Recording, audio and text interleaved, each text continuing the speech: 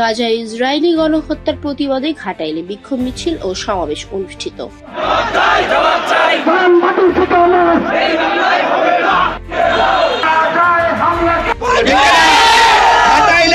ঘাটাইলের কোন দোকানে ইসরায়েলি কোন পণ্য থাকতে পারবে না। ইসরায়েলের কোন দূষণদের কোন পণ্য এখানে থাকতে পারবে না।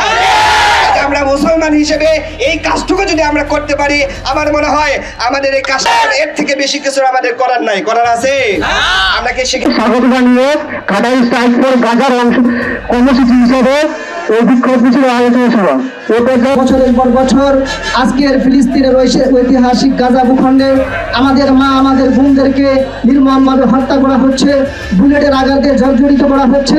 আজকে আমরা পুরো পৃথিবীতে প্রায় ৮৮ কোটি মুসলমান বেঁচে আছি।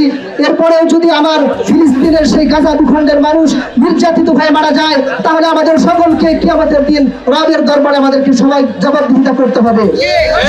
তাওহীদি জনতা, ইসলাম তো আমাদেরকে শিক্ষা দেয় যে ইসলাম ধর্মে একজন মানুষকে নিরপরাধ নিষ্পাপ মানুষকে হত্যা করা মানে পৃথিবীর সমস্ত মানুষকে হত্যা করার নামান্তর।